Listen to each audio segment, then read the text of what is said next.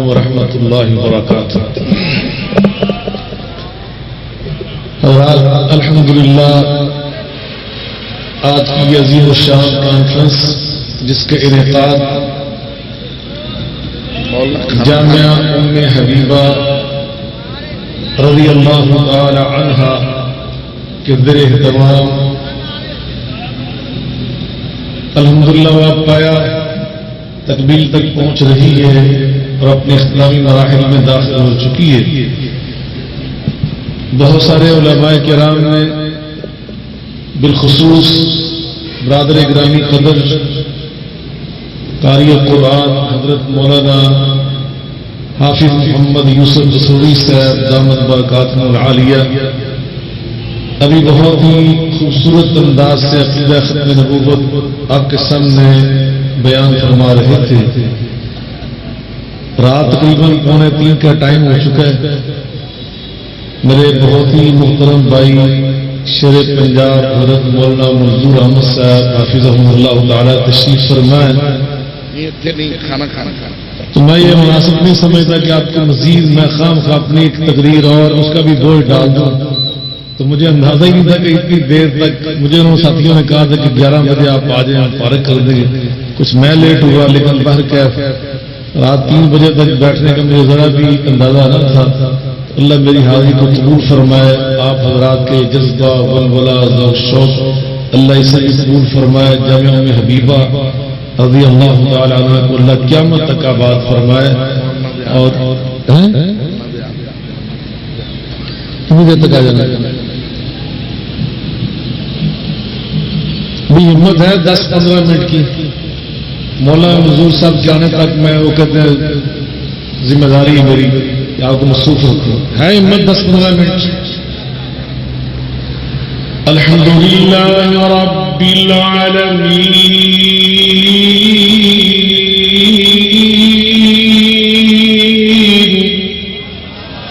والصلاة والسلام على سيد المرسلين وعلى آله وصحبه أجمعين سبحانك لا علم لنا إلا ما علمتنا إنك أنت العليم الحكيم رب اشرح لي صدري ويسر لي أمري واحلل عقدة من لساني يفقهوا قولي أما بعد فأعوذ بالله من الشيطان الرجيم بسم الله الرحمن الرحيم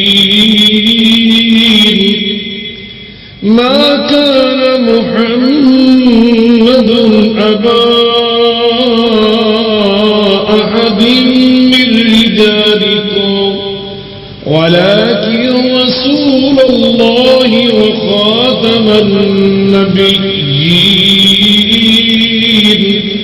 وكان الله بكل شيء عليما۔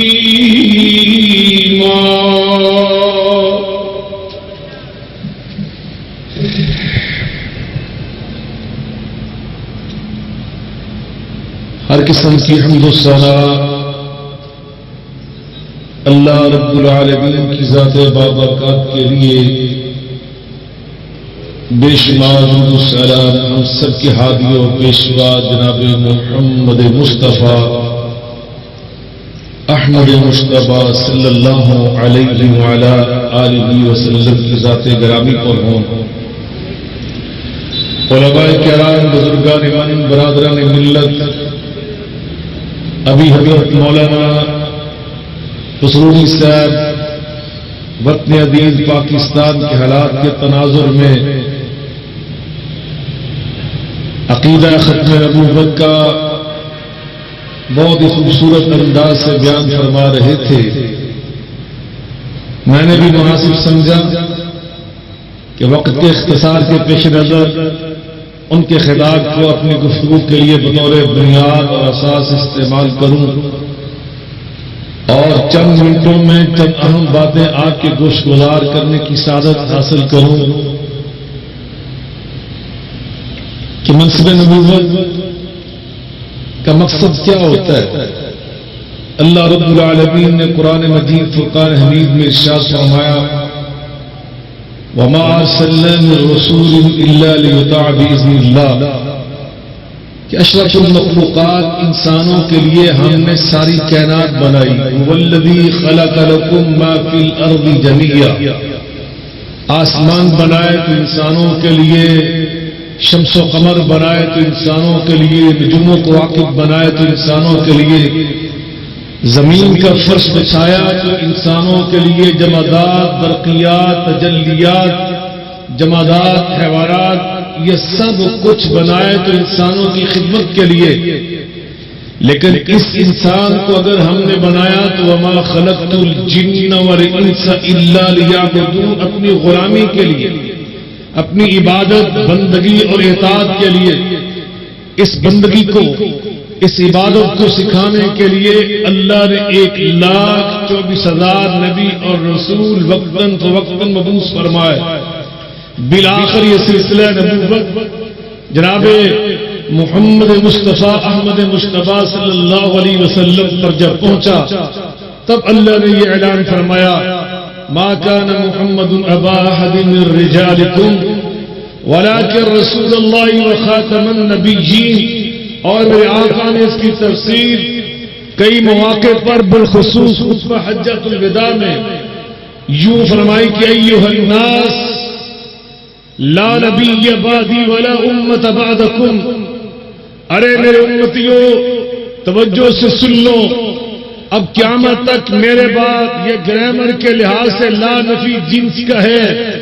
جیسے لا الہ الا اللہ میں کوئی الہ نہیں اللہ کے سوا, ذالک الکتاب لا ریب فیہ, اللہ کی کتاب قرآن مجید فرقان حمید میں کسی نوعیت کا کوئی شک نہیں.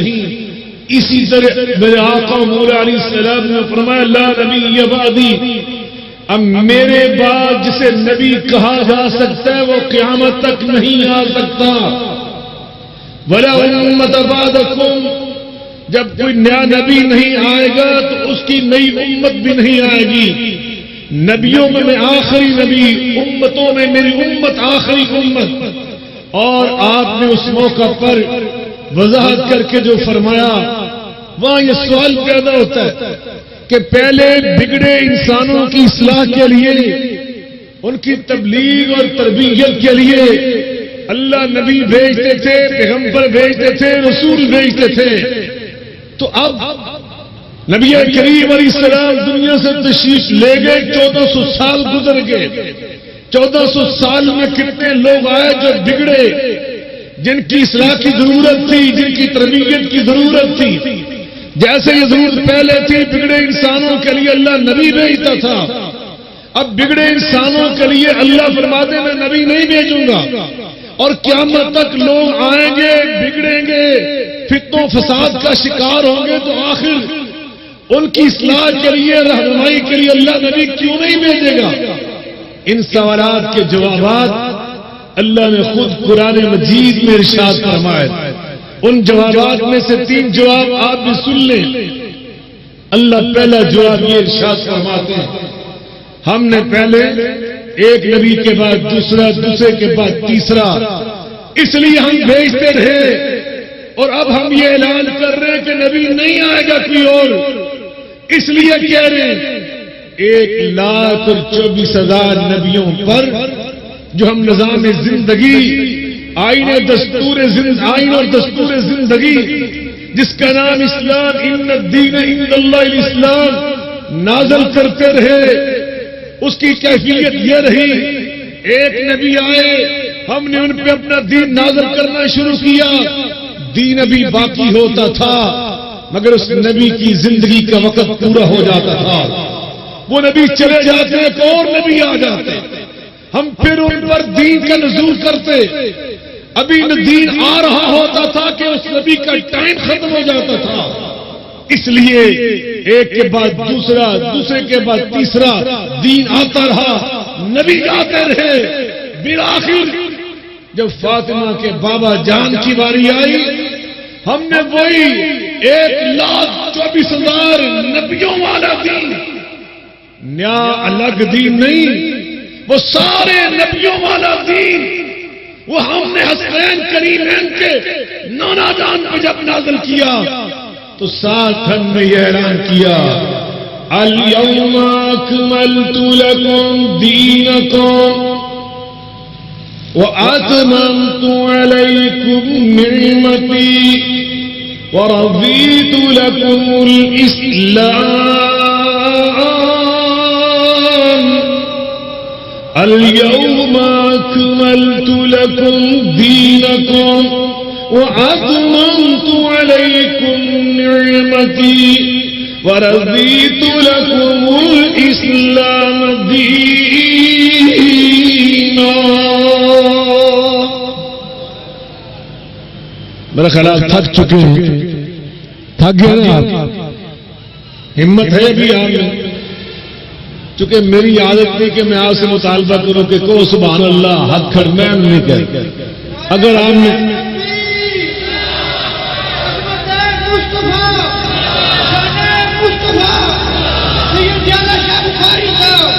اليوم اکملت لکم دینکم واتممت علیکم نعمتی ورضیت لکم الاسلام ورضیت لکم الاسلام دینا. وہ 1,24,000 نبیوں والا دین اب ہم نے لا کر فاطمہ کے بابا جان پر مکمل فرما دیا. اِنَّا أَعْطَيْنَاكَ الْكَوْثَرَ اِنَّا أَعْطَيْنَاكَ الْكَوْثَرَ. ہم نے ہر خیر کثرت کے ساتھ، ہر عظمت، ہر بزرگی، ہر رہنائی، ہر زیبائی، ہر پنہائی، ہر فضیلت، ہر عظمت، ہر خوبی ہم نے کثرت کے ساتھ. الکوثر کا ترجمہ ہر خیر، ہر بلائی، ہر خوبی، ہر عظمت، ہر عزت، ہر بزرگی، ہر قسم کی برتری کثرت کے ساتھ اکٹھی کر کے فاطمہ کے بابا جان کی جولی میں ڈال. دین، اللہ کے پیغام، یہ بہت بڑی خیر ہے. فرمایا ہم نے مکمل کر کثرت کے ساتھ وہ ہم نے آپ کے دامن میں ڈال دی. اب دین چکے مکمل ہو چکا ہے، اس لیے آپ مزید دین کے نزول کے لیے قیامت تک کسی نبی کی گنجائش باقی، ضرورت باقی نہیں رہی. میرے آقا علیہ السلام نے خود فرمایا مثلی و مثل الانبیاء. تم نے بڑے بڑے خطیب سنے، بڑے بڑے مقرر سنے، لیکن اللہ رب العزت کی قسم اٹھا کر کہتا ہوں میرے پیغمبر جیسا خطیب چشمے فلک نے کبھی دیکھا ہی نہیں. ایک ایک جملے میں فصاحت و بلاغت کے موتی میں رسول اللہ رولتے تھے. اور کیسے، کیا تشبیہ ہے، کیا تمثیل ہے. ہماری تقریر میں سچی بات، علم البیان، علم المعانی، علم البدیع اس کے حروف ابجد سے بھی خالی ہوتی ہیں. لیکن میں قربان جو رسول اللہ صلی اللہ علیہ وسلم کی تقریر، آپ کی گفتگو، آپ کی خطابت. پنجابی کا ایک شاعر وہ کتنی خوبصورت بات کہتا ہے. ایک اہل حدیث پنجابی شاعر، پنجابی تو آپ کو سمجھ آتی ہوگی، جو کینچی والوں پنجابی سمجھ آتی ہے تو انہوں پنجابی ہوتا نہیں سمجھ آتی ہے. ابھی میں پنجابی کا ایک شعر پڑھتا ہوں، میں دیکھتا ہوں کتنے لوگوں کو سمجھ آیا. وہ فرماتے ہیں چپاں وٹیاں شاہ رسولہ بن حاجت نہ بولے. میں ترجمہ کر دینا. چپاں وٹیاں رسول اللہ صلی اللہ علیہ وسلم خاموش طبع تھے، چپ رہتے تھے، زیادہ باتیں نہیں کرتے. شاہ رسولہ جو رسولوں کے شاہ تھے، سردار تھے، سید الرسل تھے، نبیوں کے امام تھے. اب سنو، بن حاجت بغیر ضرورت کے آپ بات نہیں کرتے تھے. چپاں وٹیاں شاہ رسولہ بن حاجت نہ بولے، تھوڑے سخن تے مانے بوتے دانش مندہ تولے. نبی جب بولتے تھے تو پھر الفاظ تھوڑے ہوتے تھے، معنی بہت زیادہ ہوتے تھے. ہماری تقریریں تو سچی بات الفاظ زیادہ ہوتے ہیں، معنی کم ہوتے ہیں. میں ایک دفعہ جلسے پہ گیا، میرے ساتھ ساتھی چلے گئے، خواہش کرنے لگے کہ اپنی تقریر سے پہلے مجھے بھی ٹائم دلوائیں. تو میں نے ان ساتھیوں سے کہا چونکہ مقررین کا رش تھا تو انہوں نے میرے احترام میں 10 منٹ ان کو دے دیے.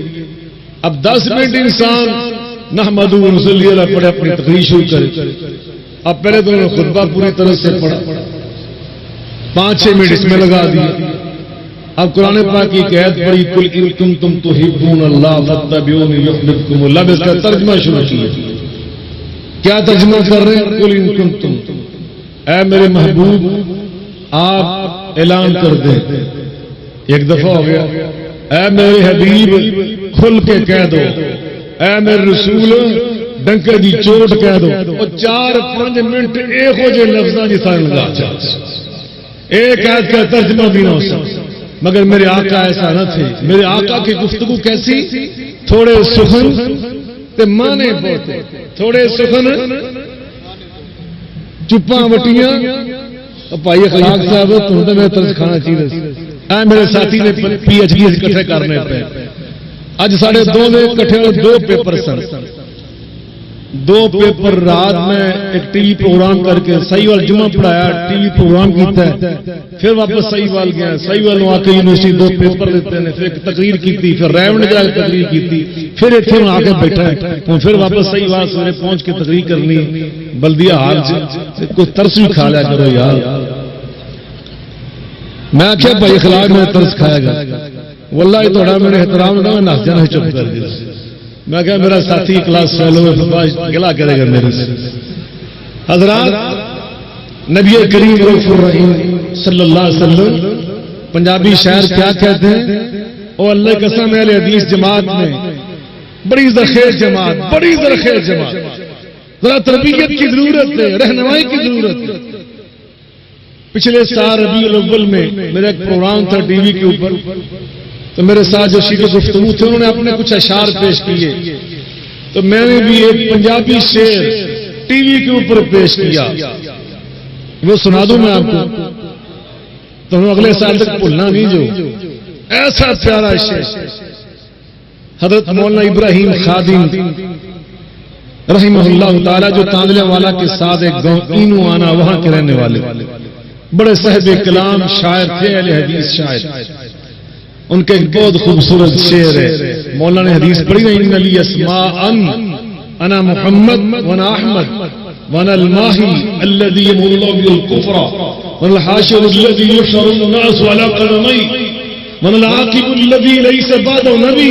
میرے آقا فرماتے اللہ نے میرے کئی نام رکھوائے، سب سے پہلے میرا نام محمد رکھوایا صلی اللہ علیہ وآلہ وسلم. مولانا ابراہیم خادم اس حوالے سے ایک شعر کہتے ہیں، فرماتے ہیں کہ محمد دا نام باویں، محمد دا نام یہ راوی کی زبان کا ایک لفظ ہے، باویں کہ پویں محمد دا نام باویں دشمن نہ لاون، محمد دا نام باویں دشمن نہ لاون، لب اونا دے بھی دویں جفیاں تے پاون. نبی پاک علیہ الصلوۃ والسلام کے نام نامی رسم گرامی محمد، مل کے بولے محمد صلی اللہ علیہ وآلہ وسلم. کتنا خوبصورت جب بندہ اپنے منہ سے نکالتا ہے تو دونوں ہونٹ نبی پاک کے نام کو چوم لیتے، پھر یہ نام دوسرا بندہ ان کی زبان سے سنتا ہے. تو میں عرض کر رہا تھا اللہ نے دین اسلام میرے آقا پر مکمل فرما دیا. آپ خود فرماتے کہ مثلی ومثل الانبیاء من قبلی کمثل قصر مثلی ومثل الانبیاء کمثل قصر احسن بنیانہ الا موضع لبنۃ فطاف به النظار ويتعجبون من حسن بنیانہ الا موضع تلک اللبنہ. میرے آقا علیہ الصلوۃ والسلام فرماتے ہیں میری اور دوسرے نبیوں کی مثال یوں ہے کہ جیسے ایک محل ہو بہت خوبصورت، دیکھنے والے اس کو دیکھیں تو اس کی خوبصورتی پر ری جائیں، گھومتے گھومتے آئیں تو پیشانی کے اوپر ایک جگہ پتھر کی وہ خالی نظر آتی ہے، آخری جو خوبصورت وہ وہاں پلیٹ لگنی ہے وہ خالی نظر آتی ہے. سب کہتے ہیں اگر یہ لگ جاتی، یہ رکھنا نہ ہوتا تو یہ محل بالکل مکمل ہو جاتا. میرے آقا فرماتے ہیں اللہ نے قصر نبوت کا آخری حصہ مجھے بنا کر بھیجا، اللہ نے میرے ذریعے قصر نبوت کو مکمل فرما دیا. اب قصر نبوت تو میرے آقا کے ذریعے مکمل ہو چکا. اب وہاں کسی قذاب کو شامل اور اس محل میں داخل ہونے کی اجازت مل سکتی؟ بالکل اجازت نہیں مل سکتی. دوسرا اس کا جواب اللہ تعالیٰ نے یہ دیا، توجہ سے سنیں، اِنَّا نَحْنُ نَزَّلْنَا الذِّكْرَ إِنَّا نَحْنُ نَزَّلْنَا الذِّكْرَ وَإِنَّا لَهُ لَحَافِظُونَ.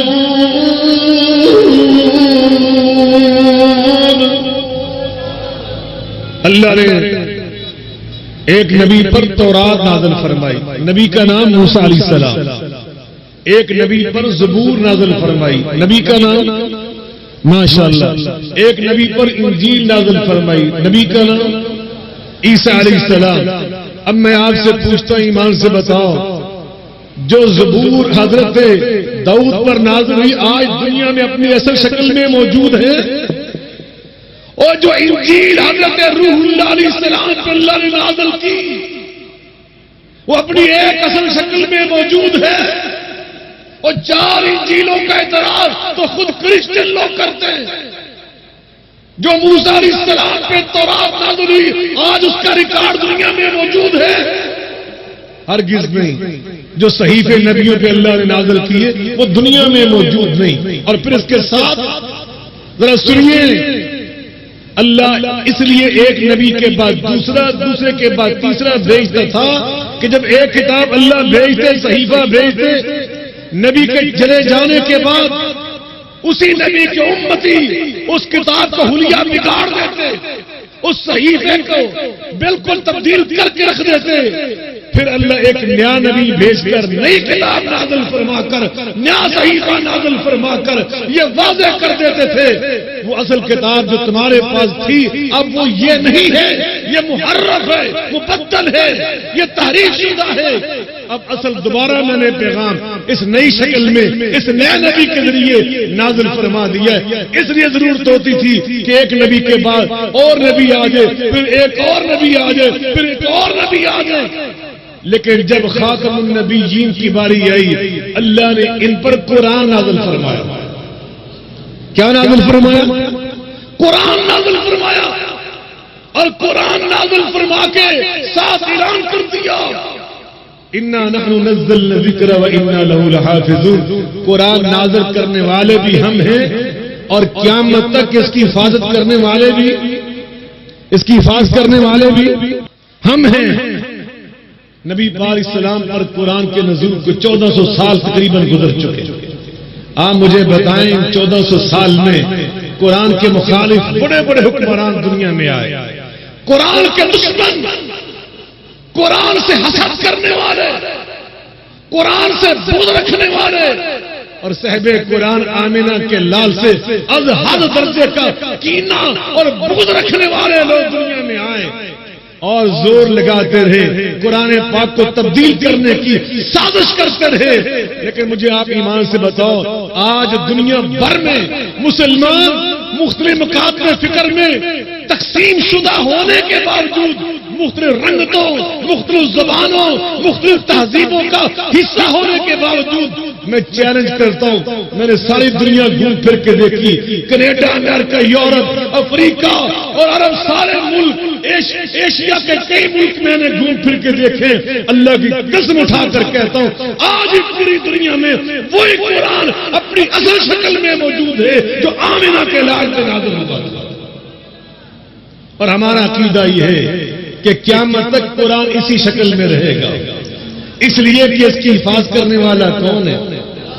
آج میں تم سے پوچھتا ہوں، اس پوری دنیا میں حفاظت قرآن کے جو اللہ نے سلسلے بنائے دنیا کے کسی مذہب کے پاس ہیں؟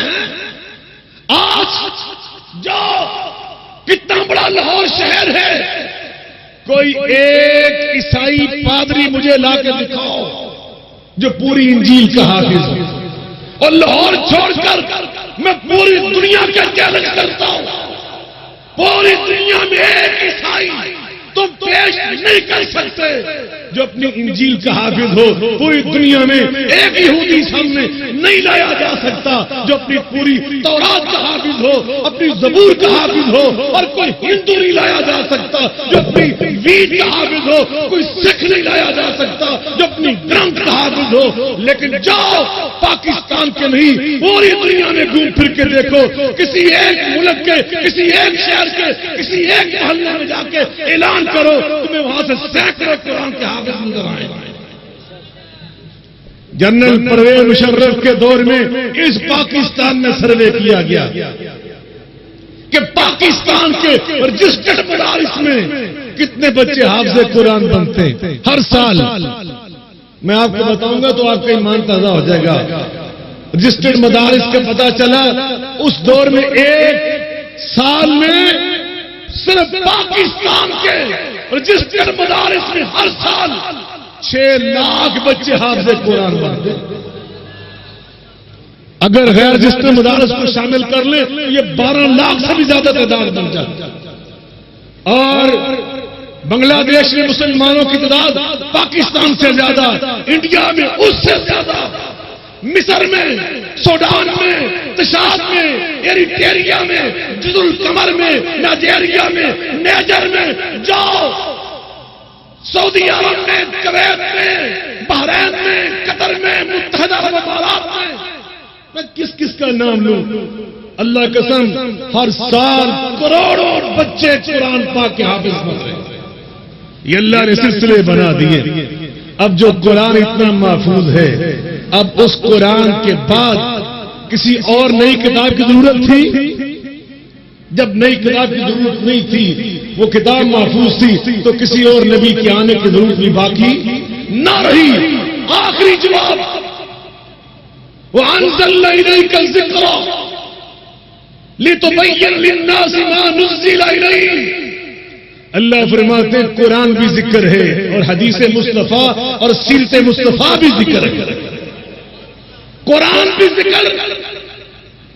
اور توجہ سے سنو، اللہ کرے یہ میری جماعت علم کے لحاظ سے مولانا ثناء الحق امرتسری کی جانشین صحیح طور پہ بن جائے، مولانا ابراہیم میر سیالکوٹی کی جانشین بن جائے، مولانا محمد حسین بٹالوی شیخ الکل فی الکل میاں سید نذیر حسین محدث دہلوی کی جانشین بن جائے، اور حضرت نواب سید صدیق الحسن خان رحمت اللہ علیہ کے جانشین بن جائے، بطل حریت حضرت مولانا سید محمد داؤد غدنوی رحمت اللہ علیہ کے جانشین بن جائے۔ ہماری جماعت میں مجھے یہ بات کہنے دیں افسوس کے ساتھ، ہم علمی میدان میں بہت کمزور ہوتے چلے جا رہے ہیں، بسپا ہوتے چلے جا رہے ہیں، پیچھے رہتے چلے جا رہے ہیں۔ انشاءاللہ الرحمن اللہ کرے میری یہ گفتگو جامع ام حبیبہ کو اللہ اس پورے علاقے کے لیے روشنی کے مینار بنا دے، ایسے مدارس بچوں کے بھی اللہ ہمارے پاکستان میں کامیاب کر دے، ہماری درسگاہوں کو اللہ صحیح طور پہ آباد کر دے۔ حضرات وَأَنزَلْنَا إِلَيْكَ الذِّكْرَ، اللہ نے قرآن کو بھی ذکر کہا اور حدیث مصطفیٰ کو بھی ذکر کہا، سیرت مصطفیٰ کو بھی ذکر کہا۔ جرمن کا ایک P H D doctor professor doctor نگر وہ یہ بات کہتا ہے، مسلمانوں کے رسول اللہ کی سیرت طیبہ اس کا پورا ریکارڈ تو محفوظ تھا ہی، اتنا ریکارڈ محفوظ ہے کہ شمائل ترمذی اٹھا کر دیکھیں، اللہ نے یہاں تک محفوظ کروایا کہ میرے آقا بالوں میں کنگھی کیسے استعمال کرتے تھے، کنگھی کیسے استعمال کرتے تھے، میرے آقا کی داڑھی میں سفید بال کتنے تھے، میرے آقا پگڑی کیسے باندھتے تھے، میرے آقا مسواک کیسے استعمال کرتے تھے، آنکھوں میں سرما کیسے ڈالتے تھے، پاؤں مبارک میں نالین شریف کیسے پہنتے تھے، سواری پہ سوار کیسے ہوتے تھے، اور جب سوتے تھے تو کس انداز سے سوتے تھے، ایک ایک ادا اللہ نے محفوظ کر دی۔ وہ ڈاکٹر کہتا ہے اس کی اپنی ادائیں تو ساری محفوظ تھی، اس کی حدیث پاک جو اس کے منہ مبارک سے نکلی ان کو روایت اور نقل کرنے کی وجہ سے، ان کی حدیث کو روایت اور نقل کرنے کی برکت سے لاکھوں راویوں کی زندگیوں کا سارا ریکارڈ اسماء اور رجال میں اللہ نے محفوظ کروا دیا۔ اور جس دین کا اتنا ریکارڈ محفوظ ہو کہ راویوں تک کا پورا ریکارڈ محفوظ ہو جائے، اب ایسے نبی کے بعد کسی ایسے ایرے گہرے نتو خیرے کی ضرورت تھی؟ ہر کی ضرورت نہ تھی۔ یہ سوالات جو ہمارے اذہان میں پیدا ہوتے ہیں ان کے جوابات ہیں، اس لیے ہمارے اکابرین نے، ہمارے اسلاف نے علمی انداز سے اس کا محاسبہ کیا اور ختم نبوت کی محاذ پر محض اللہ کو راضی کرنے کے لیے، واللہ اگر اللہ نے ان کو توفیق دی اور اولین ہونے کا اعزاز بخشا تو اس لیے نہیں کہ اس وقت ان کے پاس بہت زیادہ پیسہ تھا، وسائل تھے، گاڑیاں تھی، ٹیلی فون تھے، اپنی پرنٹنگ پریس تھے، یہ چیزیں نہیں تھی، ان کے پاس اخلاص تھا، ان کے پاس للہیت تھی، ان کے پاس تقوی تھا، ان کے پاس علم تھا، ان کے پاس معرفت تھی، ان کے پاس فراست تھی، ان کے پاس بصیرت تھی، ان کے پاس حکمت تھی، ان کے پاس دانائی تھی۔ آج ہمیں اس کی ضرورت ہے، آج ہمیں فراست، حکمت، دانائی کی ضرورت ہے۔ پاکستان میں اکابرین اہل حدیث کی بڑی خدمات ہے، لیکن بصیرت اور فراست کے تقاضوں کے مطابق وہ چلتے تھے۔ مولانا ثناء اللہ امرتسری رحمت اللہ علیہ اور ان سے پہلے شیخ الکل فی الکل میاں نذیر حسین محدث دہلوی اور مولانا محمد حسین پٹالوی، اور ادھر دیوبند کے مولانا شاہ احمد، مولانا انور شاہ کشمیری رحمت اللہ علیہ، انہوں نے مل کے کام کیے، آگے بڑھا یہ کارواں۔ تو پھر دنیا نے دیکھا حضرت مولانا ثناء اللہ امرتسری، حضرت مولانا سید محمد داؤد غدنوی اور مولانا سید عطا اللہ شاہ بخاری، اور ادھر پیر میر علی شاہ صاحب گولڑوی، میں سب کا احترام کرتا ہوں اور اس لیے کرتا ہوں کہ میرے اکابر ان کا احترام کرتے تھے اور وہ میرے اکابرین کا احترام کرتے تھے۔ ابھی مولانا مسعود صاحب سنا رہے تھے کہ حضرت مولانا ابراہیم میر سیال کوٹی رحمت اللہ تعالی علیہ گولڑا میں پہنچے تو پیر صاحب نے کیا کیا؟ پیر صاحب نے اپنا مصلی ان کے لیے چھوڑ دیا اور انہیں پکڑ کر امامت کے مصلی پہ کھڑا کر دیا اور یہ واضح کر دیا کہ پیر صاحب مولانا میرپور مولانا حضرت مولانا ابراہیم میر سیال کوٹی رحمت اللہ علیہ کا دل کی گہرائیوں سے احترام کرتے ہیں۔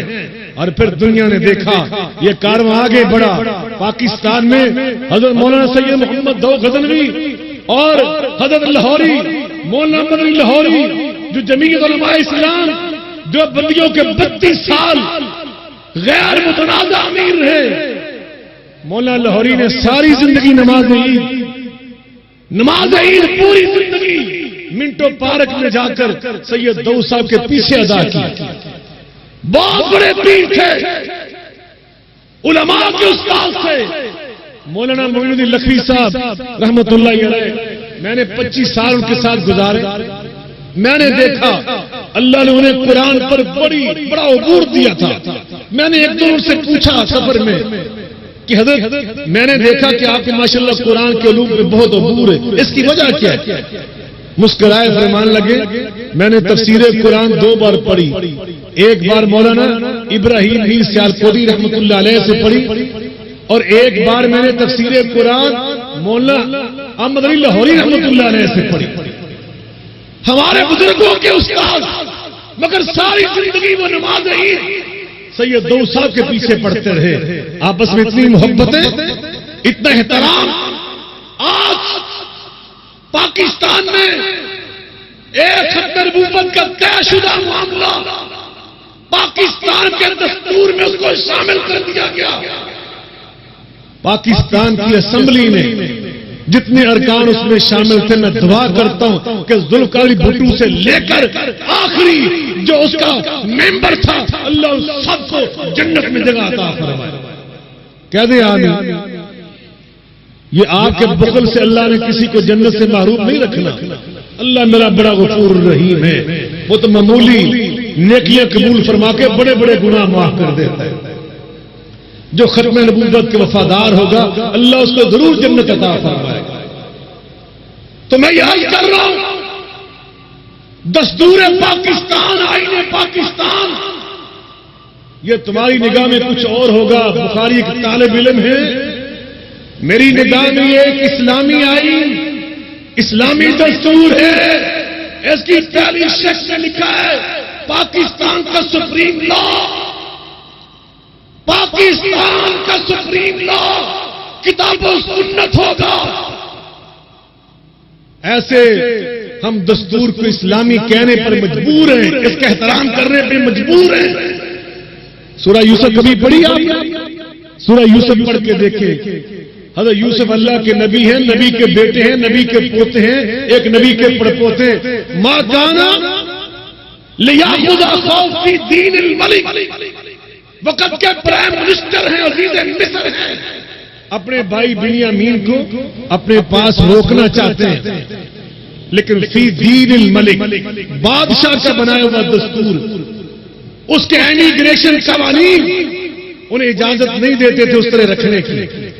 امیگریشن قوانین اس بادشاہ کے بنائے ہوئے دستور کہ جو بادشاہ مسلمان بھی نہیں تھا، ایک کافر تھا، وہ ریاست بھی کافروں کی ریاست تھی تب. مگر حضرت یوسف نے اس دستور کو پامال نہیں کیا، اس سے انحراف نہیں کیا، اس کا احترام کیا، اس کی پاسداری کر کے دکھا دی.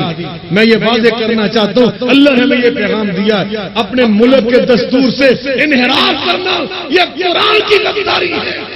اور پھر پاکستان جیسی ریاست اور پاکستان کے دستور جیسا دستور، اور اس شک کو چھیڑا 40 سال کے بعد کہ جس شک کا تعلق ہمارے ایمان کے ساتھ، ہمارے عقیدے کے ساتھ، ختم نبوت کے ساتھ، اس عقیدے کو چھیڑ کر، اس شک کو چھیڑ کر کہتے ہیں جناب فرق ہی کوئی، وہ فرق نہیں تو پنگا کیوں لے؟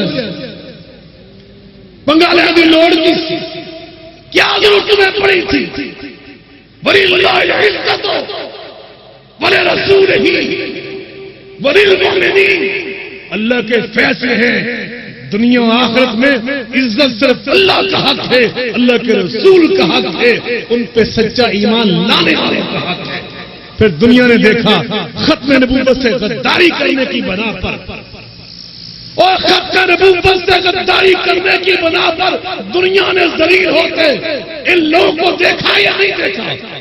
اور لاہور والوں مجھے آپ کی کوئی پرواہ نہیں ہے، آپ مجھ سے راضی ہو یا نہ خوش ہو، مجھے کوئی آپ کا لالچ ہے نہ مجھے کوئی آپ کی پرواہ ہے.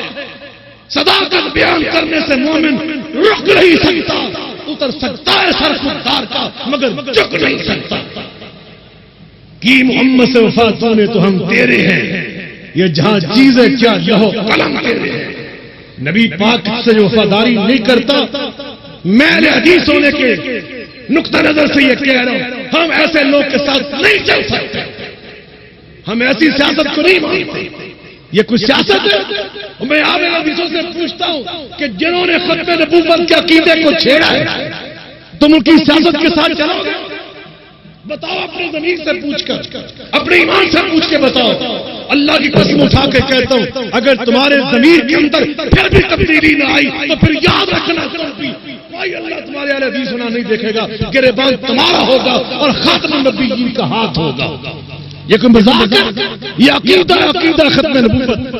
صحیح میرا بھائی یوسف قصوری آپ کے سامنے اپنے سینے کے بولے رکھ کے گیا۔ میں یہ بات واضح کرنا چاہتا ہوں، ختم نبوت کے عقیدے سے چھیڑ چھاڑ کرنے والے اللہ کی قسم، انہوں نے اللہ کے دین کو چھیڑا ہے، رسول اللہ کی ختم نبوت کی چادر پہ ہاتھ ڈالا۔ اور یاد رکھنا، بخاری ایک درویش ہے، سیدوں کی اولاد ہے، طالب علم ہے اور ممبر و محراب کا خادم اور وارث ہے۔ میں یہ اعلان کر کے جا رہا ہوں، جو بھی ختم نبوت سے غداری کرے گا وہ انشاءاللہ ذلت اور انحطاط کا شکار ہوگا۔ یہ ہو ہی نہیں سکتا، یہ اللہ کے فیصلے، لا تبدیل لکلمات اللہ۔ میں یہ بات کہہ کے آپ سے اجازت چاہتا ہوں، میرے بھائیوں اور میرے ساتھیوں، ہمیں اگر کوئی اچھا کام کرتا ہے ختم نبوت کے لیے، وہ کوئی بھی ہے، میرے بزرگوں کا یہی وتیرہ تھا، وہ کوئی ہے جو ختم نبوت کا پرچم اٹھائے گا، کالا حبشی بھی ہوگا، بخاری اس کے ساتھ کھڑا ہوگا۔ جو ختم نبوت کے پرچم سے غداری کرے گا، چاہے انہیں سر پہ پگڑی بنی ہوئے گی، میں انہیں سب تو بڑا دشمن ہوں۔ ہم اپنے اندر تحفظات رکھ کے جب بات کرتے ہیں تو ہماری زبان سے تاثیر ختم ہو جاتی ہے۔ بذا احتیاط رکنے لگا ہے دم، برسوں میں چاک گریبان کیے ہوئے، باطن میں ابھر کر ضبط فغان، لے اپنی نظر سے چارے زبان، دل جوش میں لا فریاد نہ کر، تاثیر دکھا تقریر نہیں کر۔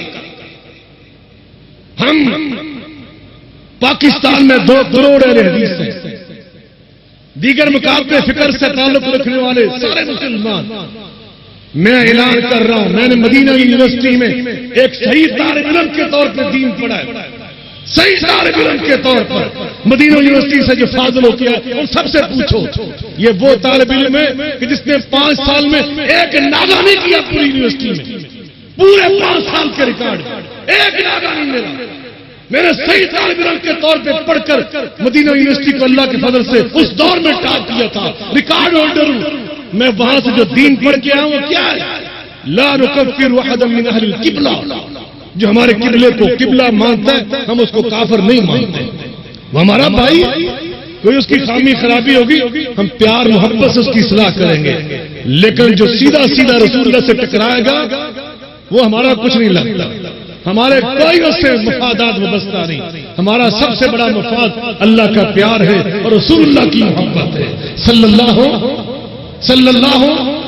بلند آواز سے کہ صلی اللہ علیہ وآلہ وسلم۔